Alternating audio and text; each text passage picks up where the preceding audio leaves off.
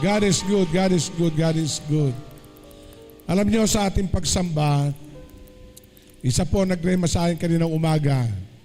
Sunday is not only a celebration, but Sunday deeply is a consecration service. Laging may paghandog, laging may pagsamba sa ating Panginoon. Excited po na ba tayong laging sumamba sa Diyos? Amen.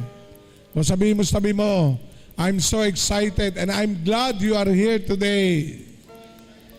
Amen. Lahat tayo nagagalak. Kung meron po tayong kinasasabikan ay ang ating sambahin, ang ating Diyos na buhay. Amen. Dahil walang katulad ang maranasan natin. Sabi nga, ang presensya ng Diyos, pag tayo nandoon, ang sabi ng Korinto, for where there the Spirit of God, there is liberty and freedom. Dahil alam natin, mas makapangyarihan ng Diyos na laging sumasa atin. Amen. Kaya napakabuti ng Panginoon. At ngayon po ay meron po tayong Holy Communion. It is a celebration of our Thanksgiving to the Lord. Ang lahat tayo po ay magte-take ng Holy Communion. Sabihin nga po natin, I'm so excited. So natutuwa ako sapagkat kung sino pinakamalayo ang nauuna dito, si Kuya. Si Kuya na nga pala? Si Tatay Kaloy, taga San Miguel, taga Barangay San Miguel pa yan. Kung sino yung pinakamalapit ang siyang nauuna. Sabi mo sa tabi mo, malayo ka ba? So kailangan, kasi unang bugat ko, na dito kagad si Kuya Kaloy eh. Hindi naman siya ushering ministry, pero siya nauna. So kailangan tayo ay excited lagi. Sabihin natin, excited ako. Kasi hindi lamang Word of God ang dapat nating maabutan. Mawala na sa ating isipan yung, hindi, malayo pa naman ang Word of God. Tandaan natin, ang Sunday service, malaki ang porsyento na ang pagsamba ay nasa Diyos. Sapagkat yung pagsamba, ito po ay parang bubungkalin ang puso mo bago tamnan ng binhi. Pero pag ang inabutan mo ay pagtatanim, hindi pa nabubungkal ang puso natin. Nakuha niyo po ba ako? Amen. Kaya yung ating pagsamba as consecration service, dito binubungkal ang puso natin para linisin, alsin sa loob ng isang linggo na kaabalahan. At pag ito'y nalinis sa ating pagsamba sa kabanalan ng Diyos, at pag dumating yung linis na sa ating pagsamba, pagsaboy ng binhi, siguradong matatanim sa matabang lupa. Amen. Amen po ba? O sabihin mo sa sabi mo, this coming Sunday, uunahan kita.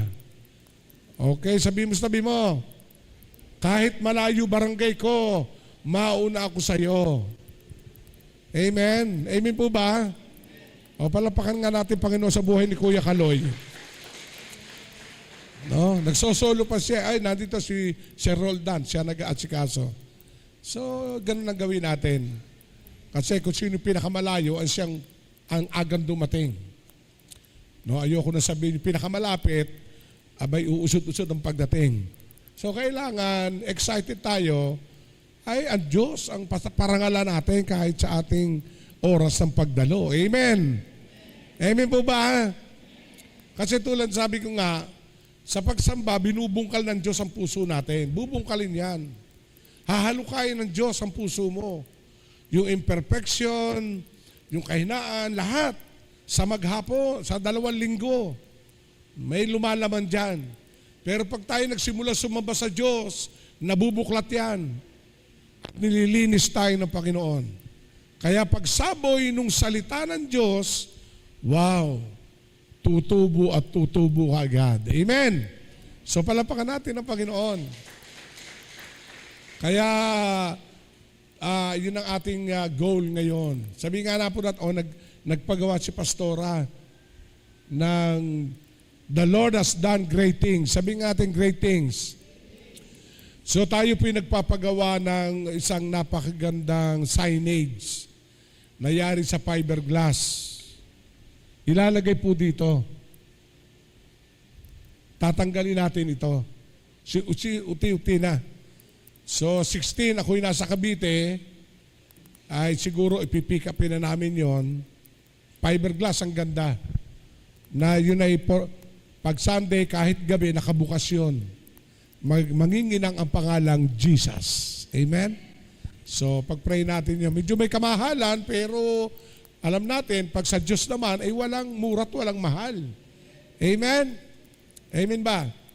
So, pag nakita ko yon at maganda, magpapagawa na ako sa labas ng Life in Christ na hindi stainless, gawa sa fiberglass na may ilaw sa loob.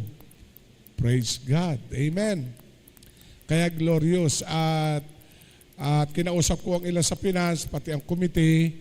So nagtutulong na po ang ating church fund at saka Hagay fund na mag-ipon.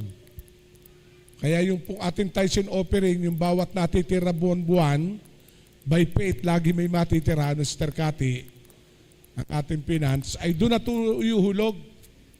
So pinalis ko na po yung ating box. So yung iba, ipupully paid na yon. Ang gagawin na lang po natin, every Sunday, magkakaroon po tayo ng special seed offering na. Amen? Amen po ba? Maglalagay ng box. Any amount, yung mga bata, 5 piso, 10 piso, ilalagay dito bago tayo mag-uwian. At sigurado tayo, after anniversary, sisimulan na ito. Nag-confirm na po ito yung speaker natin, siya pa tumawag. Manggagaling siya ng Japan. Pero taga Bulacan siya, kaibigan ko siya. Noong nakaraan, nasa Dubai siya, hindi lang sila na-meet nila Stephanie. Abalang-abala yung visa, pumunta ng Qatar, pumunta ng Dubai, ang dami pinuntahan. So, nung kausap ko siya, sige, pag uwi ko, nung umuwi, ay pa-flight naman siya ng Japan. So ngayon ay nag-chat sa akin, Bishop, confirm, April 14, 2 p.m. na andyan ako. So praise God. Siya po isang bishop din na nung nasa pioneering stage ang aking pananampalataya, nasibulan ng aking spiritual life as a baby Christian, naririnig ko na siya at siya ay grabe. Kaya sabi ko, Bishop, very humble yung taong yon. Ang laki-laki ng ministry pero ang daling abutin at umaabot. Umaabot siya. No, talagang napuntahan namin ang church niya sa Bulacan at ngayon ay nagpapagawa siya ng napakalaking church din doon. So makakapiling natin. So i-markan nyo na po all community, April 14, 2 p.m. May dalawang pinamimilian po tayo. LSPU Auditorium. Air condition po yon. At saka, ano yung isa, Pastor Ira? Yung isang eskwelahan dito sa Lazada. So, pag-pray natin kung ano yung the best. Dapat itong, ano nga ba to, convention center, medyo mahal.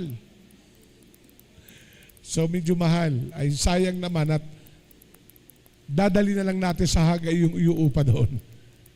So, marami pa naman panahon. Okay, ngayong umaga, I want to start from this quotation and verse from the Bible, Joshua chapter 1, verse 7. As my text today, finishing strong. Sabi nga natin, finish strong. Sabi natin, strong. Ang sabi ng Joshua chapter 1, verse 7, be strong and be good courage. Be careful to obey all the law my servant Moses gave you. Do not turn from the right or to the left, that you may be successful wherever you go. Sabihin natin, you may be successful wherever you go. Sino gusto dito maging successful? Yung dire-diretso. Sabihin natin, dire-diretso success. Kasi one verse sa Deuteronomy, chapter 28, verse 1, the blessing will come to you and overtake you. Ang ibig sabihin, hindi lang darating ang Panginoon, aba ang kapala, kundi ito'y lalampasan ka. Sa ibang translation, ang sabi ng Bible, the blessing will come to you and accompany you. Sabihin natin, accompany. So ang ibig sabihin, ang pagpapala ng Diyos ay darating sa iyo at sasamahan ka. Sabihin mo, sasamahan ka. Hindi ka lalampasan. Kasi minsan, ang daloy ng blessing ay para yung tubig na dumadaloy yung pababa, dadaan niya sa mga punong kahoy, pero hindi ito mananatili sa punong kahoy. At hahanap ang tubig ng pinakamababang bahagi ng lupa at doon titigil. Nakuha niyo po ba ako? So ang ibig sabihin, sa pagdaloy ng lahat ng biyaya ng Panginoon, ang desire natin ay hindi lang tayo daanan. Sabihin natin, hindi lang tayo daanan. Mabasa o maanggihan o maambunan, kundi titigil yung blessing, yung tubig sa iyo. Amen? Sabihin natin, ang ibang Tagalog sa titigil, mamumugad. No? Mananahan. Mananahan yung pagpapala. Kaya, ang topic na ito, may objective is for us to have a strong foundation when we start going to finish. Sabihin nga natin, when we start going to finish line. Kasi ang pananampalataya, ito yung sumisibol, nagsisimula. Pero tandaan natin, kailangan yung pananampalataya, yung sigla ng pananampalataya, yung apoy ng pananampalataya, ay makarry mo hindi lamang sa simula, kundi madala mo ito hanggang doon sa finish line. Amen? Kaya sabi nga ni Pablo, I have fight the good fight of faith and I finish the race. Sabihin natin, I am a finisher. Sige, tapikin mo, tabi mo. I am and we are the finisher. Hindi lang tayo nagsisimula, kundi tatapusin natin ang laban. Amen? Sabi nga ni Pacquiao, para sa iyo ang laban na to, di ba? Kanino tayo tumatakbo? Ito ay kay Kristo. Amen? Dahil sa Diyos. Kaya napakahalaga na maunawaan natin kung paano tayo tumakbo sa larangan ng ating pananampalataya. So, ang sabi dito in my outline, the church is a believers and a followers of Christ. Taas nga ang believers. The church is a believers and the followers of Christ. The church is the bride of Christ. Sabi nga natin, bride of Christ.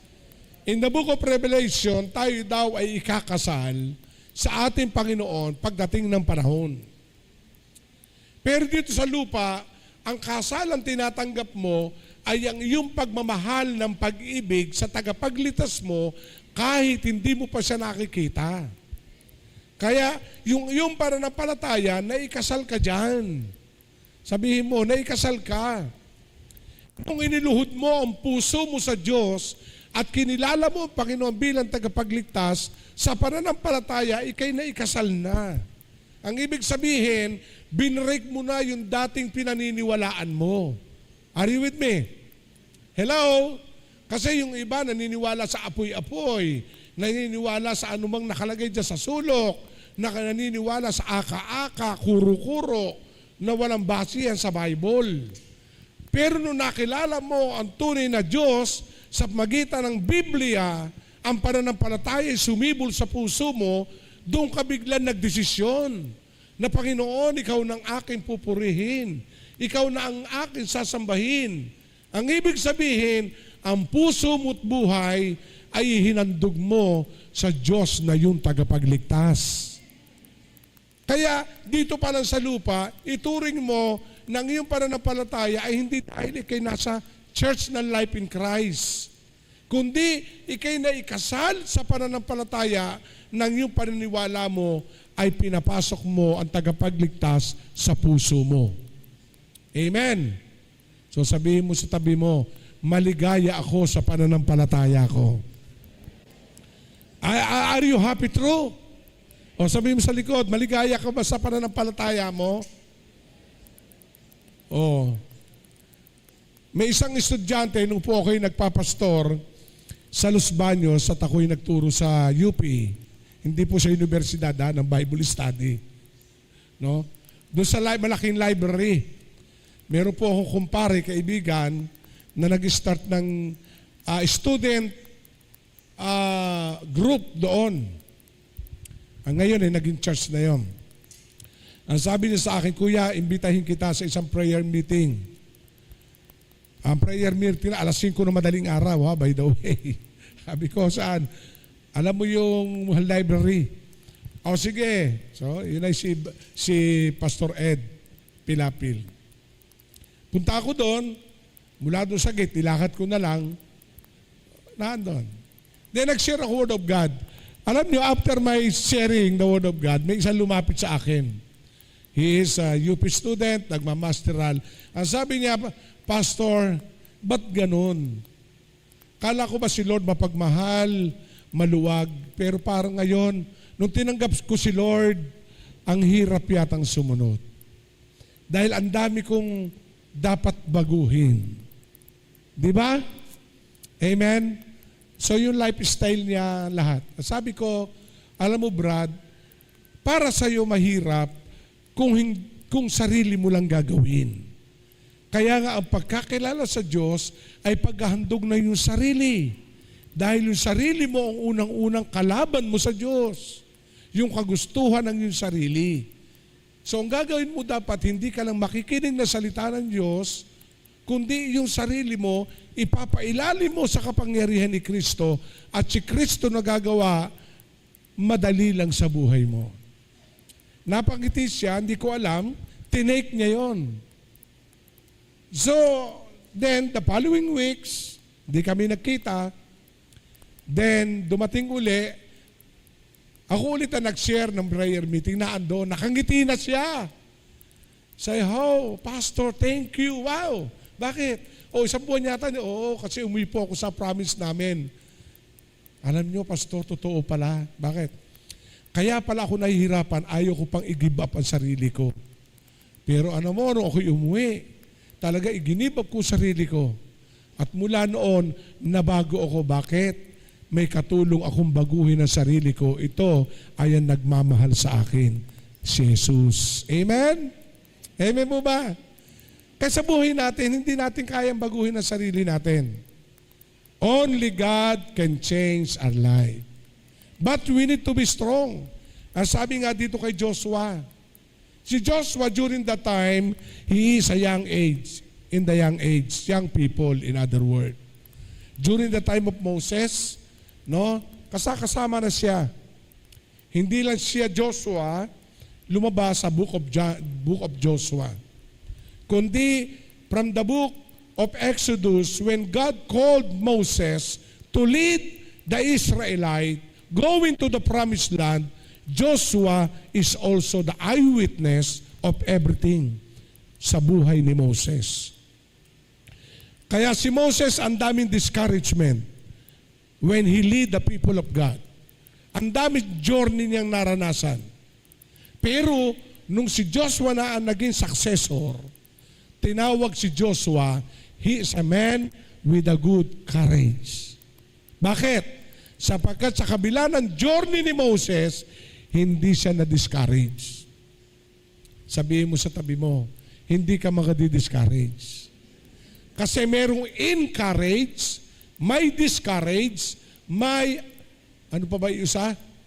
Encourage, discourage, and lack of courage. So makikita natin, kailangan talaga natin. Bakit kaya?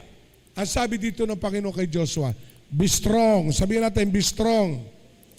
Be a good courage. So ang church ay tinaguriang believers is a runner. The believers is a farmer. The believer is a soldier. Diyan tayo inahalin tulad. Kaya ang Christian life, it is not like a bed of roses. Sometimes, hallelujah. Sometimes, praise the Lord. Kundi ang Christian life, it is like a farmer. It is like a soldier. It is like a runner. Ano ba ginagawa ng soldier? So, may training siya. Right? To be fitted sa lahat ng battle. Bakit tinawag tayong soldier? Sapagkat dapat as a Christian, laging handa tayo at nagpapalakas. But sinabing farmers, kasi alam naman natin, ang Diyos ay nakatingin sa lahat ng effort na gagawin mo, magtatanim ka, aani ka. Right? Amen. Doon tayo inalintulad. At inalintulad tayo sa soldier o runner.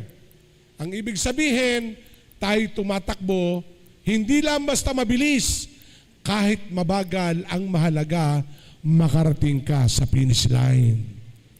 Amen? Tabi mo uli, huwag masyadong bilis. Kasi minsan nag-aapoy. Ang bilis mo. Lahat gagawin mo. Lahat na doon. Pero wala kang resistensya. Ang ginawa ng kaaway, panandali ay kay pinatid, no kay dumapa, hindi ka na bumangon. So ang Christian life, hindi sa bilis. Amen? Kahit mabagal, pero yung pagunga, nakarating pa sa finish line eh. Right? Ang mahalaga, nagpapatuloy tayo. Nako niyo po ba ako? Amen. Alam niyo, for more than 37 years, naranasan ko lahat ito, gusto ko lahat gawin lahat. Noong ako'y bata-bata pa, bakit? Mukhang batang tignan eh. Thank you sa aking dress, hair dress, pastora. So makikita natin, lahat, nung araw talagang gusto kong gawin lahat. Gawa dito, gawa doon. Ay, napagod, sabi ko. Sala. Hanggang sa pag kayo nagkakaedad, alam mo pala sikreto na kailangan i-prepare mo na ikay tatagal. Kaya sa buhay Kristiyano, huwag tayong ma-amaze. Kasi, nung speaker nga ako sa ibang church, sa pastoral, sabi ko, mabata pa ng pastor. Sabi ko, huwag kayong ma-amaze sa mga pastor talaga na talagang halos lahat gustong gawin ang sipag. Lahat ay gusto niya. Numbers of growth. Pero tanungin mo kung ilang taon na siya naglilingkod, 7 taon. So kailangan hindi pang 7 taon. Tingnan mo after 40 years. Nakuha niyo po ba ako? Kasi alam niyo ang buhay Kristiyano, kailangan tayo. Alam natin kung paano tayo tumakbo. Amen? Amen po ba? Sabihin nga natin, finisher. Dito sa 2 Timothy chapter 2, verse 3 to 6, isang magandang example, si Timoteo sa larangan ng pagtakbo sa pakikipaglaban sa pananampalataya. Ang sabi dito, join with me in suffering like a good soldier of Christ Jesus.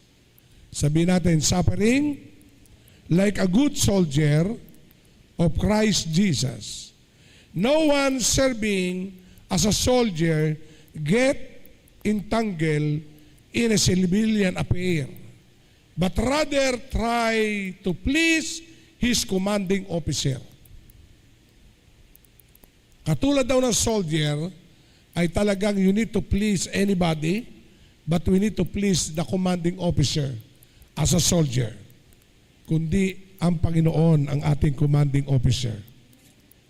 Nakuha niyo po ba ako? He is our commanding officer. And I submitted to the command of my boss, my master. Kaya sabi ko, Lord, marami ka pa ipapagawa. Amen? Amen po ba? Kaya as a soldier, ay talagang kailangan. Hindi naman lahat puro sarap. Hindi naman puro lahat ginhawa. Kaya naalala ko yung isang turo ng isang one of my favorite preacher sa isang malaking church, si Pastor Joey Crisostomo. Ang sabi niya, ang tunay na pagsambay lumalabas habang ikaw ay dumadaan sa suffering. Kasi si Job ang nagsabi, sasamba ka lang ba't maglilingkod sa Diyos dahil ikay pinagpapala? Nakuha niyo po ba ako? Madali sumamba pag ikaw ay merong account sa bangko na merong kang pera. Madali sumamba pag ikay fully sustained by the Lord. Pero subukan mo magdaan ka sa ilang series of trials, tingnan natin kung ikay makakasamba at magpupuri sa Diyos. Amen? Kaya alam nyo, palutangin natin ang kinang ng pagsamba, anuman ang sitwasyon na pinagdadaanan mo. Sabihin natin, palutangin mo ang kinang ng iyong pagsamba, anuman ang pinagdadaanan mo. Kahit meron o wala, nariyan o wala sila, sasamba ka sa Diyos na buhay. Amen? Tuloy-tuloy lang ang buhay. Palutangin mo at tiyak ang Diyos ay magagalap. Ang sabi ng verse 5, similarly, anyone who compete as an athlete does not receive the victor's crown except by competing according to the rules. So, according to the rules, hindi daw tayo magtatagumpay katulad ng isang manlalaro kung hindi tayo makikipaglaban at susunod according to the rules. Nakuha niyo po ba? Maraming boxer ang hindi sikat noon at natatalo. But nung sila'y nagpalo according to the rules of the coach, naging victor's crowner sila. Lagi silang nananalo. Dahil bakit? Iniisip nila na tinuturuan sila ng coach nila. Hindi yung porke sikat na, hindi ko na kailangan yan, kaya ko na. Doon bumaksak si Navarrete. Na ngayon, tagahila na lang ng isda sa General Santos. Nung sinabi ng coach na huwag kang iinom, huwag mong gagawin ito habang ikay magpa-practice. Nakuha niyo po ba ako? Kasi may ruling eh. Ganon sa Christian life.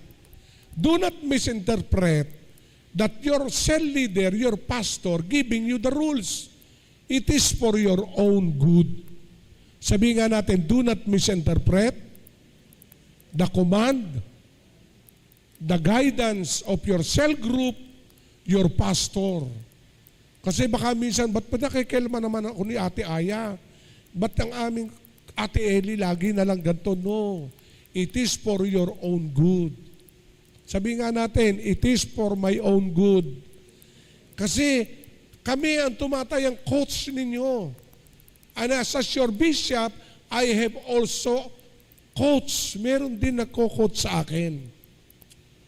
Are you with me? At meron din akong kino-coach. 2 bishops sa Cavite. No, nag-i-establish ng training center, kino-coach ko sila. So, magiging matagumpay tayo sa buhay. Kaya do not close the door of coaching you. Do not close the door of commanding you or reminding you it is for your own good. Kasi nasa laban tayo. Nasa journey tayo. Nakuha niyo po ba ako? Amen? May pagkakataong, bata ka pa, wag ka muna mag-boyfriend. Ikaw muna ay mag-aral. Sabihin mo, ba't naman ganun? Pati naman personal life ko. Di ba? Hindi pa pwede akong paligaw. Ay anak, 15 ka pa lang. 17 ka pa lang. High school ka pa lang. Nakuha niyo po ba ako? Ay dahil ayaw magpakot sa Bible teacher, pinagsabihan ng magulang, ayaw din sumunod. Ano kaya kahihinatnan niya? Kaya the church have a big contribution for our Christian life. Kasi ang church hindi parang garahe lang. Na pag ipinasok mo bisikleta, paglabas bisikleta. Pag ipinasok mo owner, paglabas owner. Hindi, kundi ang church is the vehicle of God to change our life. Pagpasok mo ng owner, paglabas mo, pajero ka. Are you with me? Pagpasok mo ng electric bike, paglabas mo, naka-Innova ka. Something new and something good to happen. Amen? Sabihin mo sa tabi mo, so that I love my church. Sabi nga po natin, very loud. So that I love my church. I love my youth pastor. Mahina. I love my youth pastor. I love my professional pastor. I love my community pastor. Di ba? And I love you all. Palapakan natin ang Panginoon. Kasi alam nyo, sa buhay ngayon, talagang kailangan yun sapagkat nasa journey tayo. Alam nyo, when I study this, when I prepare this, kailangan, you need only a good starter, but to be a good finisher. Amen.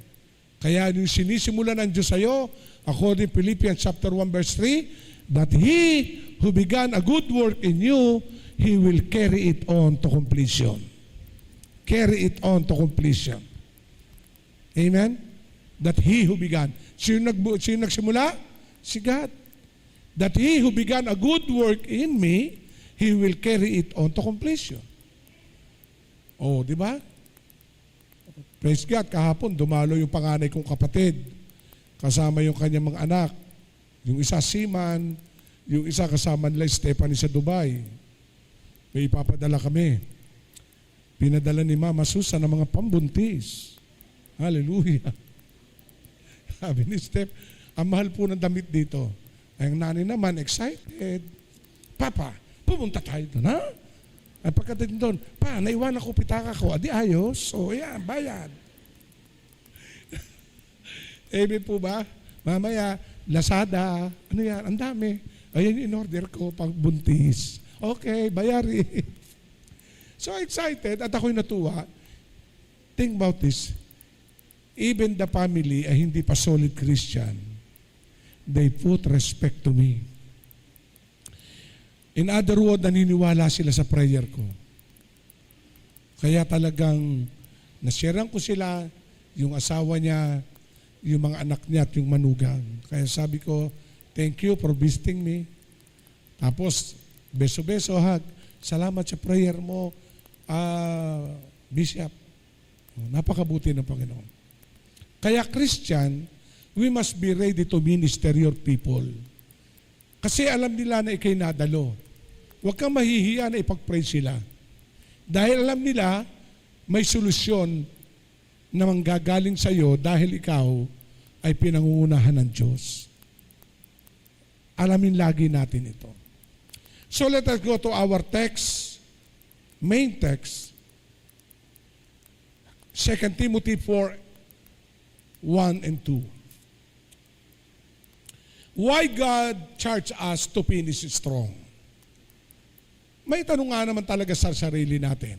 Bakit ang Diyos inuobliga tayo, ano ba mas malapit na charge sa Tagalog? Inuutusan tayo na tapusin natin tayo'y malakas. Bakit kaya? Ito ba iniutos ng aming bishop? Ito ba inutos ng aming pastor? Okay, tingnan na po natin ang chapter 4, 1 and 2 ng 2 Timothy. Ito ay sinasabi ni Pablo kay Timoteo.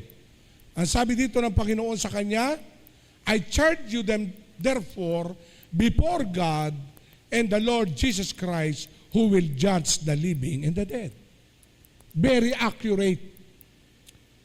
Kaya pala tayo ina-arg o chinacharge to finish strong, not because of the command of the pastor, not the command of the leader, but God Himself. Therefore, ang sabi dito, the Lord Jesus Christ charged and He will be judged the living and the dead. Siya yung mag-judge sa atin. Hindi naman tao po ang mag-judge sa atin eh. Walang karapatan na ang bishop ay i-charge kayo. Walang kakayanan ang sino man tao. Only God will judge the living and the dead. So that, therefore, ang sabi nga dyan, the church to be strong, charged with God. Sabihin natin, galing sa Diyos. O galing sa Diyos talaga. In Tagalog, ang Diyos ang hahatol talaga. Ang Diyos ang magre-reward. Kaya lahat ng ginagawa natin, secret or nakikita ka, without your wives, without somebody, God will judge you, the living and the dead. Amen po ba? Lahat. Lahat ay exposed. Kaya makikita natin, you need to finish strong. Hindi ka lalampa-lampa. Kasi God ang nagsabi niyan. The church with God, ang sabi niya, not man or anybody, He is the one who measuring us. Siya yung sumusukat sa atin. Siya yung nagbabantay sa atin. Amen? Amen po ba? Hindi sabihin mo na, wala naman dito asawa ko. Wala naman dito si mama. Kung ikay estudyante, wala naman dito si papa. Pwede akong di pumasok. Uy, kita ka ng Panginoon. O, di ba? Amen ba? So, ibig sabihin, simple, na only God can judge us. But, ang sabi ng Bible, merong charge to finish strong. Only God. Kaya sabi ko, Lord, thank you. Kaya smile. Huwag kang paapekto sa sinasabi sa iyo ng tao. Dahil wala silang kapangyarihan na ikaw ay husgahan. O sabihin mo sa tabi mo, ngitian mo lang sila. Kasi bakit? Hindi mo mapiplis ang kapwa mo, tuturo. Lahat ng ginawa mong mabuti, mula noon hanggang ngayon, isang beses kang sumablay, mababago ang pagtingin. Kaya pagka ganon, smile, you look so beautiful. Smile, you look so wonderful. O, di ba? Amen? O, sabihin mo, ngiti-ngiti ka lang. Ano man ang sabihin sa'yo, thank you. Dagdag beauty. O, di ba? Amen. Hello? Kasi pag tayo na-apekto, kasi para yung pag kayo dumadaan, kinahulang wow, wow, wow, ng aso. Pag hinarap mo yon, lalo kang kakagatin. Pag tumahol, who you? Only God. Di ba? Kasi God look at the heart, not in our personal appearance. Di ba? Amen. May pumansin sa beauty mo, thank you. Ang mahalaga, hindi to utang. O, di ba? Di ba? Amen po ba? Bagay naman sa iyo, edi okay lang. Diba? Kasi minsan may nagtanong sa akin Bisa, inaalaw mo ba sa church ang babae nagpapakulay ng buhok? O sabi ko doon sa pastor, pati ba naman buhok pinakikilman mo? Ang pakil mo, kaluluwa, hindi buhok. Sabi ko, minsan wag tayo, sabi ka, ang problema nito, mas mabilis ka pag pumasok sa langit kaysa pumasok sa church Di ba? Kasi pagpasok sa langit, humingi ka ng tawad sa Lord. Tanggapin mo siya, tagapagligtas. At pag ikay namatay ngayon, langit ka. Ay pag sa church, pagtingin mo pa lang O, di ba? Kaya, be kind to one another. Sabihin natin, be kind. Kaya ang turo ko no Sunday, you know how to treat others and be kind. Amen. Amen. Baguhin natin, i-treat ang bawat isa. Kung diyan ka masaya, okay ka dyan. Huwag ka lang magkakasala. Amen. Okay ka dyan. Kaya, napakaganda. Kaya makita natin, charge with God. Only God. Tandaan natin. Who will judge the living and the dead, who look at the heart to see how we are running. Siya lamang yung nakatingin habang tayo ay dumadakbo in our Christian life. Mabagal, okay lang. Umuusod naman. Nakuha niyo po ba? Okay, meron po akong simple illustration. Ako'y nagtatrabaho. Sa Maynila. Siyempre, bilang tao, ang gusto mo, komportable ka sa biyahe mo. At dito sa amin sa Barrio Gatid, pag alas 3 sa madaling araw, alas 4, meron na permera biyahe dyan. At marami nagtetik na opportunity na maaga. So dumating sandali, nalit ako na kaunti. Dahil sabi ko, dumaan ako, puno. Sige, okay. Nakatatlong bus na, puno pa rin. Alam nyo, na-realize ko, no ako'y dito na nakatira, na if sikipan dyan sa may 7-Eleven, pinalalampas ko, bigla ako natauhan.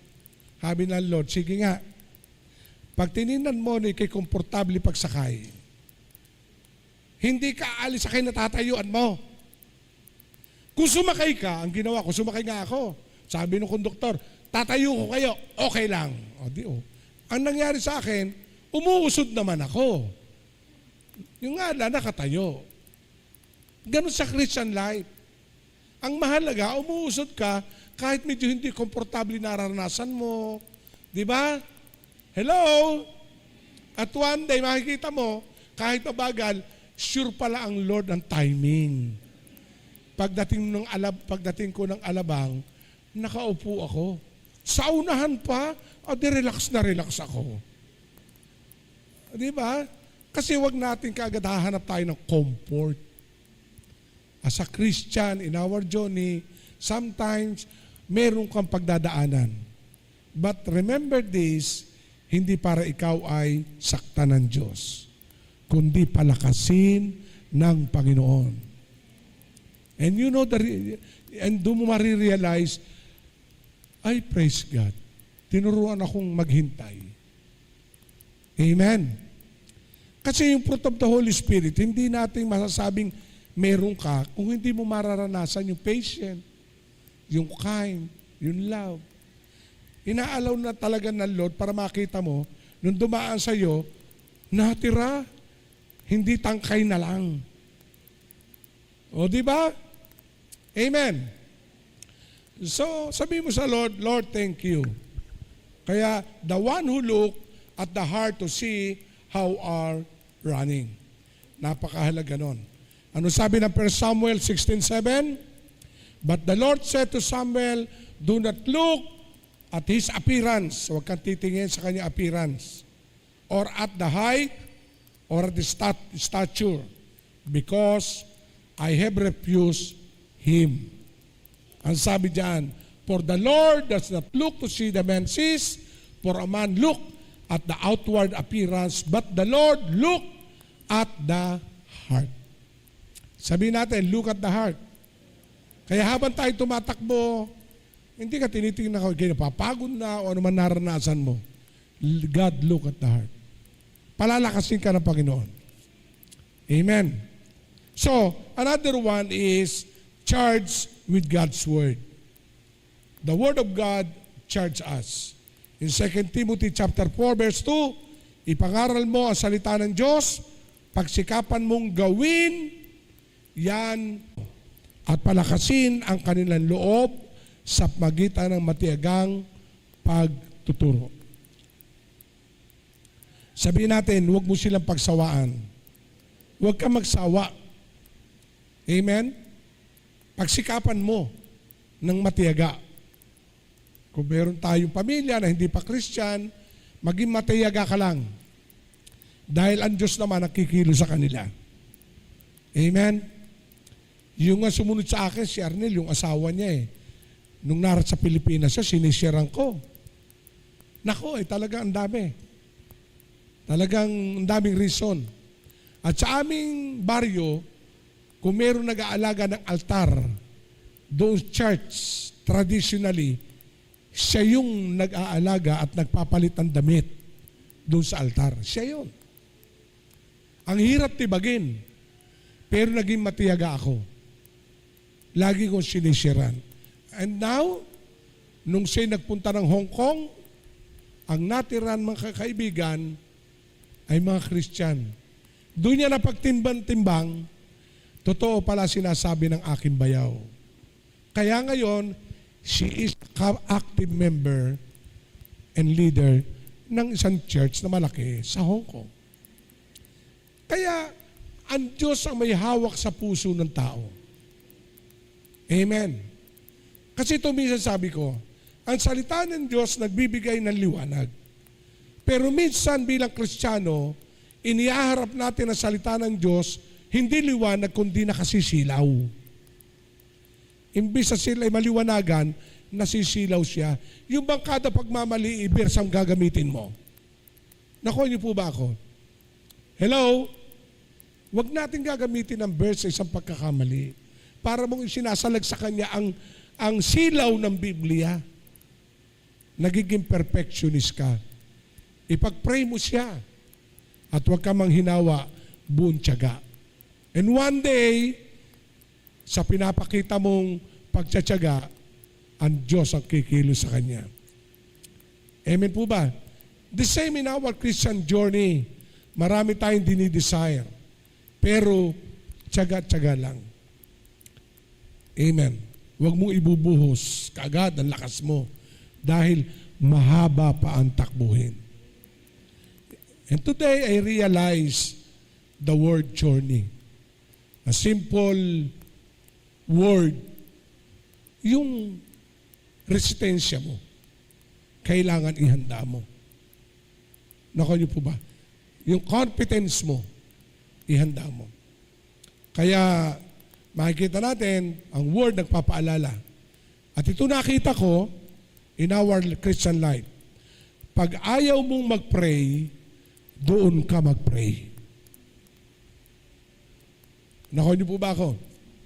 Kasi nararamdaman mo ang laban. Yung katawan mo ayaw. Pero ang espiritu mo dapat masunod. Lalo ka doon mag-pray. Naku niyo po ba ako? Ayaw ng katawan mong magbasa ng Bible. Doon ka magbasa ng Bible. Kasi nararanasan mo yung battle between the spirit and the flesh. Naku niyo po ba? O mga cellphone nyo, may Bible. Gawin natin. Huwag lang yung pagkabukas ng Bible, diretso sa Facebook. Oo, di ba? Pero ako, nagsesend ako lagi ng devotion. Marami naghihintay nung aking everyday. So kaya makikita natin, may kahinaan tayo. Pero sabi nga ng Bible, the Word of God is our strength. Kung ayaw mo dumalo ng laman, doon mo dalhin ang katawan mo. Kaya sabi nga ni Pablo, ang ginagawa ko ay yung ayaw ng aking laman at hindi ko ginagawa ang ayaw ng Espiritu. Kaya makita natin si Pablo ay isang Kristiyano na balansing pinahalagahan niya ang lahat ng bahagi ng buhay. Kaya as a runner, kaya makita natin, naging matagumpay, strict training. Ayaw niyang bumangon na alas 5 pero kailangan mag-jogging, jogging siya. Right? The same in our Christian life at church. And point number 2, the challenge to finish strong. Yan yon. Ang unang-una natin mga kapatid, ang una, the charge to finish strong. Charge. The second one is the challenge to finish strong. Very challenging ba Christian life? Amen? Ako bilang yung pastor, lalo ako na-challenge eh. Yes. Lagi na-challenge. Kaya ngayon, nabago na yung schedule ko ng aking pagpasok. Sabi ni Stephanie, pagkatapos kong mag-dialysis, nasan kayo? Nasa SM, magkakape si Papa. Para na daw ako pumasok ng school. Kasi you need to challenge yourself. Are you with me? Kasi pag ikay may dumadaan sa nararamdaman at pinakiramdaman mo, walang ka-challenge yun. Iuupo ka noon. Nako niyo po. Ay sabi ng mga nasa akin kakaiba ka pastor. Bakit? Para ka lang bumibisita dito. Kasi everyday I challenge myself. Kaya mo yan. Nakangiti ako. So may sinisharean ako doon. Panay bago na naman sinisharean ko.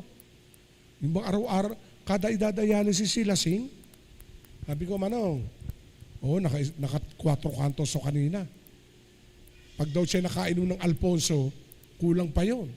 Yung nga lang, diretso siya sa emergency. Ay sabi niya, ako'y naawa na sa katawan ko. Sabi niya, wag po kayo maawa sa katawan niyo. Sa anak niyo kayo maawa. Dahil kada confine, gas ng anak mo. Pero may pag-asa yan. Alam niyo, 2 beses ka pala, nakangiti na siya. May church na malapit sa kanya. Sabi ko, minsan samahan kita, susunduin kita doon. Ihahatid kita lang doon sa church na yon. O sige nga, kasi nagsosolo na ako sa buhay. No, you need to challenge. Kaya mo yan. Amen po ba? Kasi pag ang running without challenge, ba't ka ba nagcha-challenge? Ang tanong nito, baka hindi mo kaya yung kalaban mo. Magcha-challenge mo sarili mo. Na ba? Mas mataas ang aking kaaway, mas malakas, so I need to challenge to change my behavior. I need to change everything in my lifestyle para ako'y maging confit. Amen? So, you need to challenge. Kaya ang Kristiyanong walang challenge sa buhay, hindi masaya. Naalala ko isa yung people Santa Cruz, no kayo nagpapastor. Pag may nagte-testimony, blessed na blessed siya. Lumapit sa akin, Pastor, ako'y blessed na blessed sa mga kaedad ko. Bakit? Ano testimony? Kasi may struggle. Ako walang struggle. Bakit? Ang mama at papa ko nasa abroad. Ang tiya ko kasama ko. May negosyo. Lahat provide ako. Walang challenge. O gusto mo, sige, kakaiba eh. Gusto mo magkaroon challenge. Pinag-pray ko. After 2 weeks, umabsent. Pinuntahan ko, Pastor, tuwan-tuwa po ako sa Diyos. Bakit? Nararamdaman ko yung challenge. O, di ba? Kaya, alam niyo ba, yung challenging of life, nagpapalago yun para ikay patuloy na magpatuloy. Para ikay lumakad. Kaya ko to. Kaya. Subukin mo maging stagnant. Walang challenge sa buhay. Kahit sa trabaho. Walang challenge, di ba? Kasi papasok kayo ng gagawin mo. Ito gagawin mo, ito gagawin mo. Walang challenge, walang changes. Pero pag may promotion, may challenge. Kaya do not ignore promotion because there is a lot of challenge. And after challenge, there is another promotion. Amen! Palapakan natin ang Panginoon. Kasi ang challenge na di-develop depende sa kakayanan mo. Kaya pag napalta ng kakayanan mo, may challenge sa'yo. So you need to level up. Amen? Kaya sa buhay Kristiyano, ganon. Ngayon, speed mo, 100 meter. Pero pag natin susunod, pabilisin mo pa. Yung relay, di ba? Yung relay. Yung pinakahuling lap, ang delikado. Kailangan mas mabilis. Kaya yung iba, sumasalubong na doon sa nananakbo. Kasi paubos na ang kanyang lakas, ikaw nagsisimula pa lang, kinukuha mo na kaagad yung stick at ikaw natatakbo. Very challenging yan. Kaya every circumstances and every situation or negative and positive, take it a challenge to improve. I want more, Lord. Amen? Palapakan natin ang Panginoon. Ang sabi ng 2 Timothy 4:3, sapagkat darating ang panahong hindi na sila makikinig sa wastong katuruan, sa halip susundin nila ang kanilang hilig. Kunin ko yung word na susundin nila ang kanilang hilig. Wala nang challenge eh. Kasi yung kanilang gusto lang ang pakikinggan nila. Amen? Ito gusto ko eh. No. The very challenging stage ay alam mo na may magandang finisher na mararating mo. Ako'y senior na, kaya sabi ko sa Lord, mahikli lang naman kaligayahan ko eh. Masilip ko lang si Apple, hallelujah. So tuloy kami ng Dubai. 2 weeks before siya manganak, so, naghanap na ng dialysis center, at who knows, libre pala, under the assurance nila. Sabi ko nga kay Mrs. Ako na lang kaya muna doon 3 buwan. Anong gagawin mo doon? So challenge. You need to challenge. At ako'y natutuwa sa ating mga leader, challenging ang panahong ito. Na kahit hindi na ako masyadong kumikilos, kita ko. Congratulations sa Balok, may Bible study na pala. Nakita ko, Pastor Conrad. Alam niyo, challenging yon. Meron nga akong kausap na pastor from other nation, ibang bansa. Sabi ko, ito natutunan ko sa pastoring. Dali natin ang church, ang tao, lumapit kay Jesus, hindi sa atin. Kasi pag sa atin natin patitingin sila, pag ikay nang hina, pag ikay hindi na nabawasan ang lakas mo, pag sila'y nakasentro sa'yo, laglag din sila. In my experience, nakita ko, kung kailang ako walang appearance, nagdodoble ang attendees namin. Kaya sabi ko, buti pala. No? Naku niyo po ba? Ang sabi ng Lord sa akin, yaan ang tawag dyan pagkilos ko, hindi pagkilos mo. Naku niyo po ba? Kasi challenging. Kahit hindi ko na misa na kakausap sila CJ, sila Pastor Conrad, yung mga pastor natin sa community, kita ko dire-diretso gawain. Pastor Rhea. Alam nyo na ang ginagawa ko nila ay umiyak, magpasalamat. Lord, salamat. Kasi kita ko na ang church hindi nakasentro sa pastor. Hindi nakatingin sa pastor. Kundi nakatingin kay Lord. Dahil si Lord talaga magpapalakas sa atin. Amen? So you need to challenge everyone. Kaya natin ito. Yung mag-asawang narito, be a good encourager to your husband, to your wife. You need to challenge. Narating nyo ito, huwag kayo mag-stop. Ask more from God. Pag natupad ang prayer nyo, don't stop. Ask more from God. You need to challenge. But, kailangan nyo kasama si Lord. Siya ang magbibigay ng katagumpayan. According to our text, and you will be successful wherever you go. Joshua 1:7. Do not turn to the right, do not turn to the left, and you will be successful wherever you go. Amen. Kaya wag mo isipin, yung iba nag-for good na. Si Sir nag-for good na. Ang ganda ng trabaho sa Japan. Pero saludo ako sapagkat may business sila. Pag-pray natin ang business. Nakikita ko, God will multiply your business. One day, magkakaroon na kayo ng digulong. No, ano nga ba tawag? Franchise. Hallelujah. Kasi yun challenge yun Di ba? Kaya napakahalaga. Then meron take note ako dito, beware of running in our own strength. Iwasan lang natin yon. Beware of running in our own strength. Even though our running, our journeying is very challenging, but beware of running in our own strength. Mark chapter 4 verse 17, and they had no root in themselves, and so endure only for a time.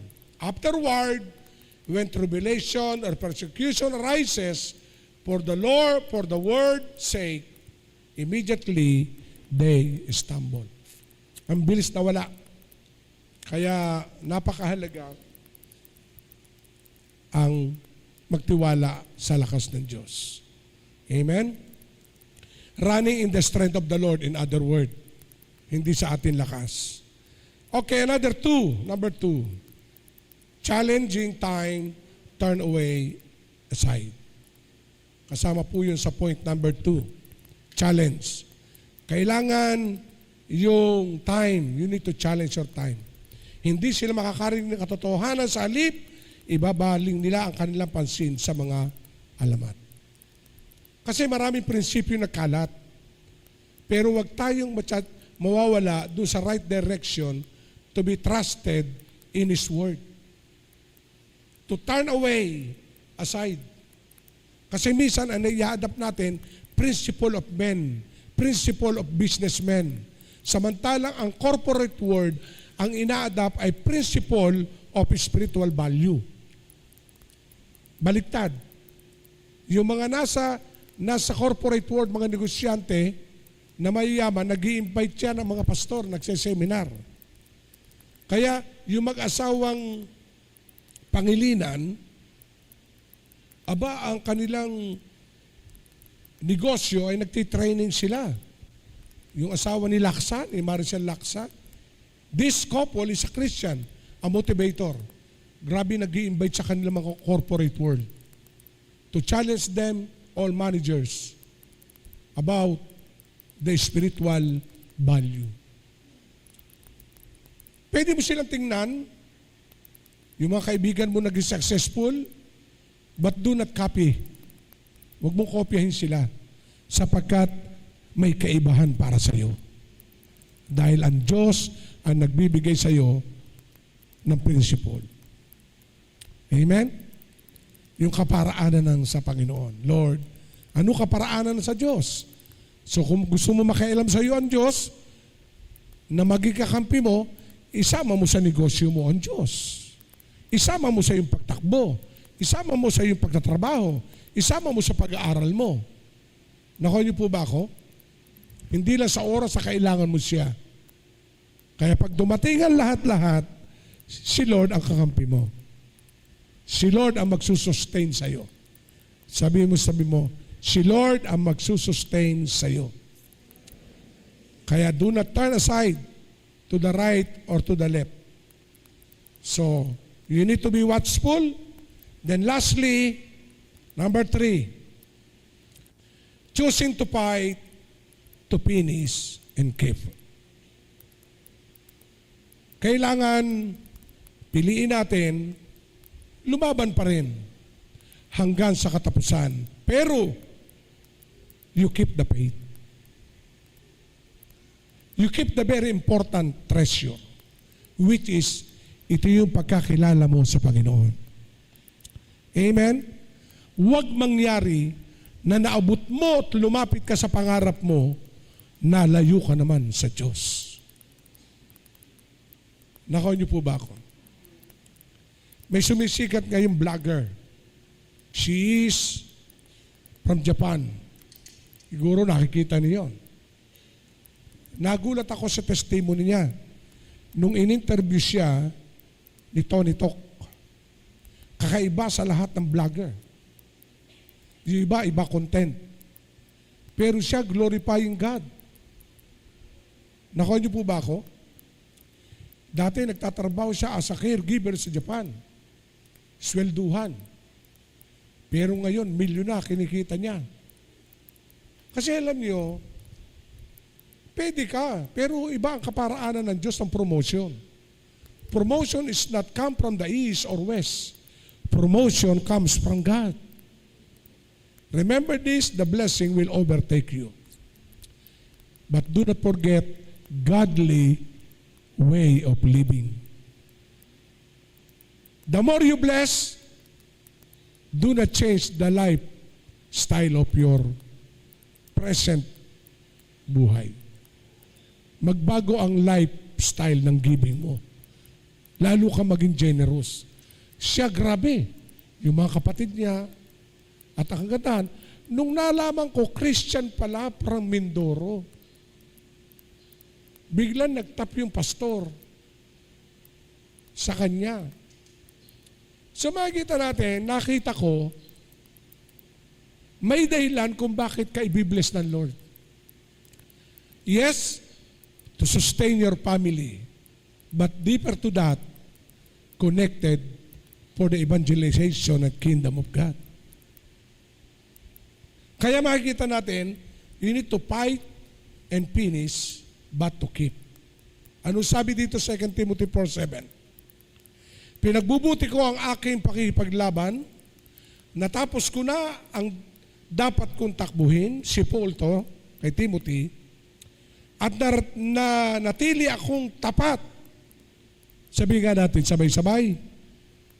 At nanatili akong tapat sa pananampalataya. So, pwede palang pagsabayin, pastor. Habang tinutupad mo, pangarap mo. Yes. Strong to finish. Pero you need to keep the faith. Dahil faith pa rin ang dahilan. Sa araw na yon, ang Panginoon siyang makatarungang hukom, ang siyang magpuputong sa akin ng korona. Hindi lamang sa akin, kundi sa lahat na nagmamahal sa Kanya pagbabalik. Sino ito? Taas ang kamay natin.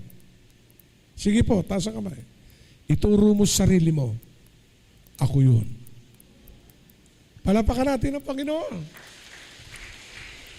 So, even though we are working together, but salvation is individual and the rewarding is individual. Hindi porke may tinanggap ako na reward, carry over na ang aking asawa. Carry over na si Stephanie. Carry over na si EJ, si Yuri. Hindi. Hindi na pwede sabihin na, abay, pastor ang tatay ko, bishop ang tatay ko. No! Sa rewarding, individual kang harap kung napinis mo ang race and fighting for the truth and keeping your faith. Kaya ngayon, ang habol natin, we need to keep strong to finish keeping the faith. Amen? To finish strong and keeping the faith.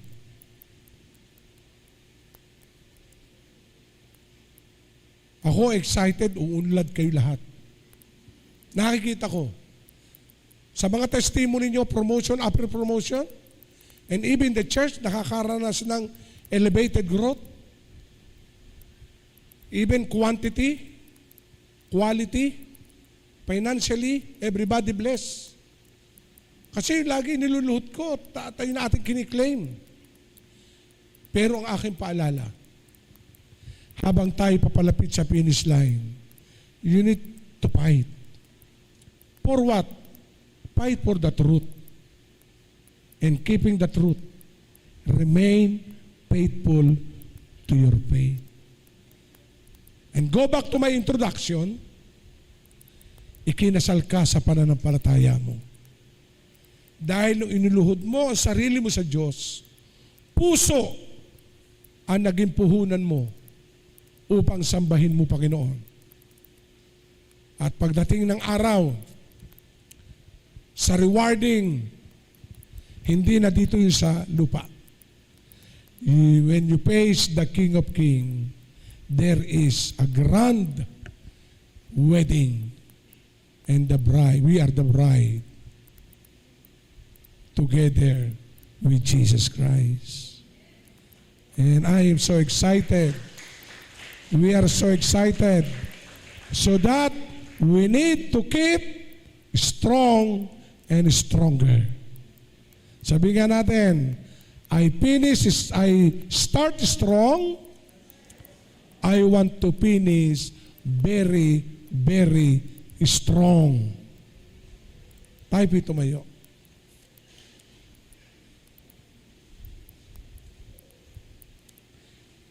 Fight the battle, the right fight. May ilang pa po pero I want to close this sermon to prayer, to minister. Dito po kayo tumingin. Ang pananampalatayang sinimula ng Diyos sa atin ay dalisay. Ang sabi ni Pedro, dumadaan sa apoy ang ginto para malaman ng tunay ang ginto.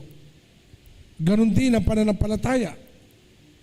Dumadaan sa apoy upang malaman ang kinang ng ating pananampalataya.